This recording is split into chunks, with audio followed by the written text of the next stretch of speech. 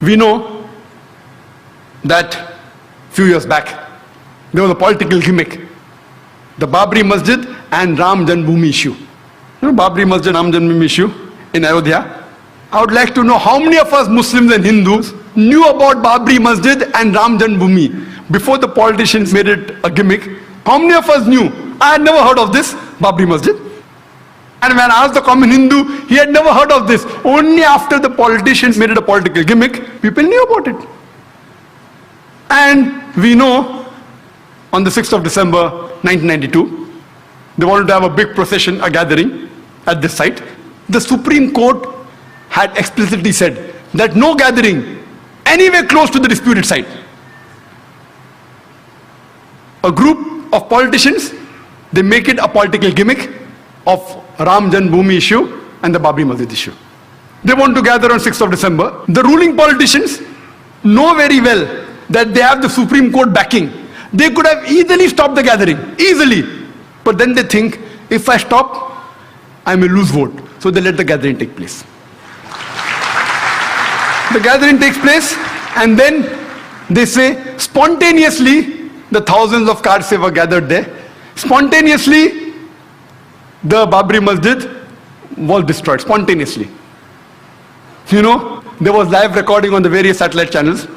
We know that with trishuls and lathis, how can you get down a structure? Is it possible? No. They had planted explosives. With this pre-planned act, that planted explosives, anyone can see. You don't have to be a specialist of military. You can see it with your eyes. That explosive was planted, and that's how the structure came down. Can the structure come down with lathis and trishuls? Maybe George Bush saw this. 6th December 1992, that's how he had conducted the inside job of 11 September. Time does not permit me to speak about the inside job. That requires a lecture by itself. Inside job of 11 September. Many Americans have spoken about that. Maybe he saw it and he got the idea that let's conduct in New York also. Later on, what happens? This emerges into riots.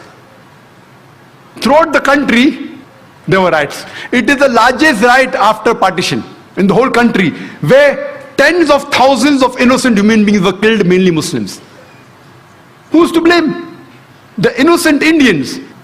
They are instigated by the politicians. Fight, kill the opposite religion people. Instigated, innocent people, they get instigated and they do the act. We know that even in Bombay, one of the cities that was maximum affected was Bombay. Even during partition, the riots that took place in Bombay was the worst in the history of Bombay. Even during partition, so many people were not killed as during the December 92 and January 93 riots.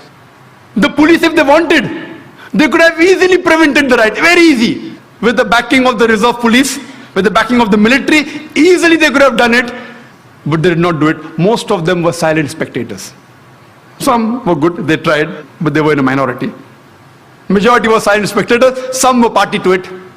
I am aware that even the police is controlled by the politicians. So the police wants to do something, the politicians come in between. So the blame goes back to the politicians. Later on, the government appoints a single judge commission to appease the minority. And they appointed Justice Sri Krishna. It was famously called as the Sri Krishna Commission. And we know that Justice Sri Krishna, he was and is a devout and a practicing Hindu. But at the same time, he is an upright and honest judge. Just like how we have Justice Suresh here. An honest and an upright judge. The verdict he gave, it did not go down the throat of the government. It takes a few years. And he had analyzed the full cases of the riot. He spoke with the politicians, with the police.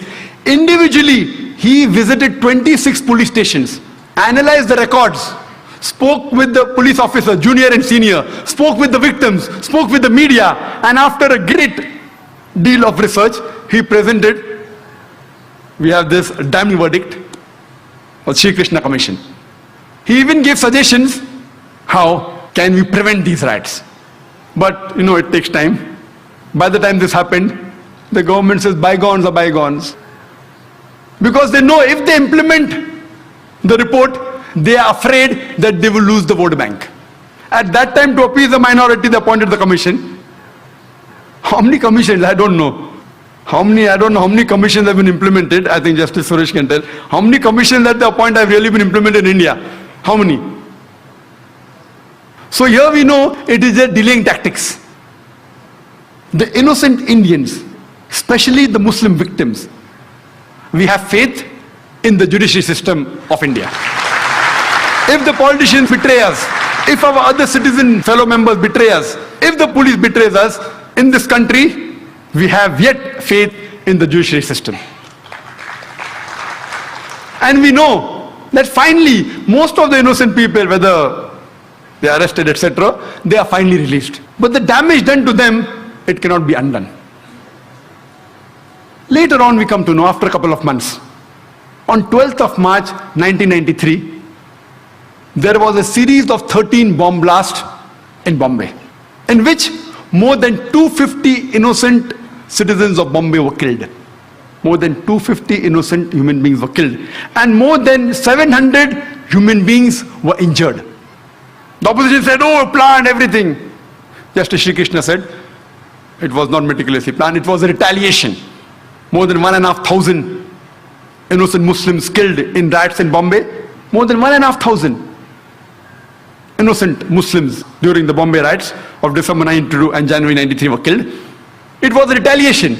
And the authorities and the police said it was done by Muslim underworld with the help of some others.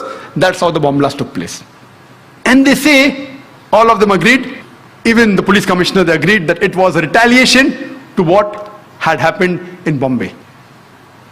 We know that immediately after the riots of December 92 and January 93, it was difficult for the Muslims to walk on the streets. It was difficult for him to travel in the train, travel in the bus, to work in a non-Muslim area.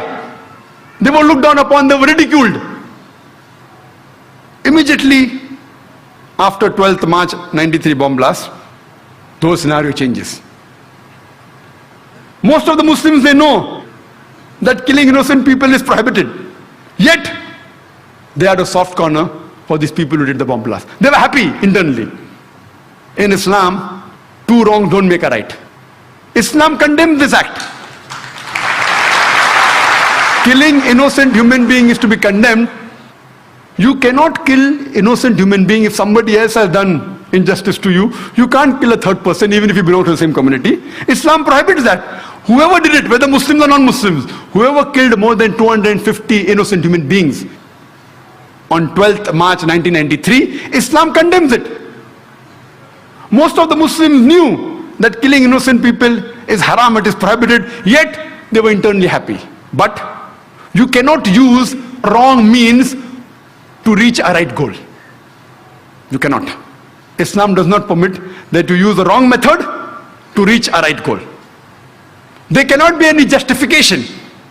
We realize that Muslims are harassed, they were tortured, they were killed, but you can't justify the killing of innocent human beings. Imagine the family of those more than 250 innocent human beings. When they come to know that the Muslims have killed us, they will think, what kind of religion is this? What wrong did they do? Did they harass you? The person who has harassed you, if you catch him and put him to trial and he is a culprit and you punish him, no problem. All religions will give you permission. The innocent people killed on the street, what wrong they did to you? Imagine he will become a permanent enemy of Islam. Islam does not justify the killing of any innocent human being. It is to be condemned. When we realize the chain of sequence of events, who is to be blamed? We come to know that prevention is better than cure.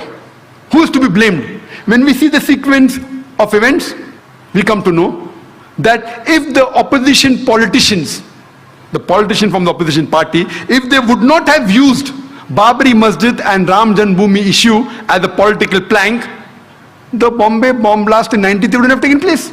Later on, the politicians in power, they could have easily prevented the gathering. They could have easily prevented the destruction of the Babri Masjid. Easily.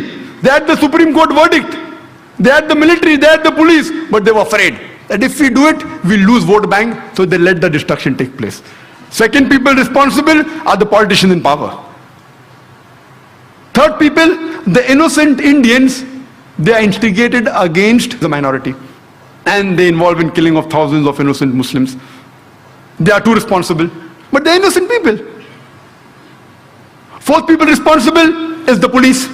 The police could have easily prevented the riots in Bombay or anywhere in India, easily. The normal civilians, we are military trained. We cannot fight with the police. It's easy. It's very easy for the police of any city, especially Bombay, to prevent the riots. Very easy. Preventing terrorist attacks is difficult. I'll come to it later on. But riots is very easy. Easy. But they didn't do it. Some were afraid.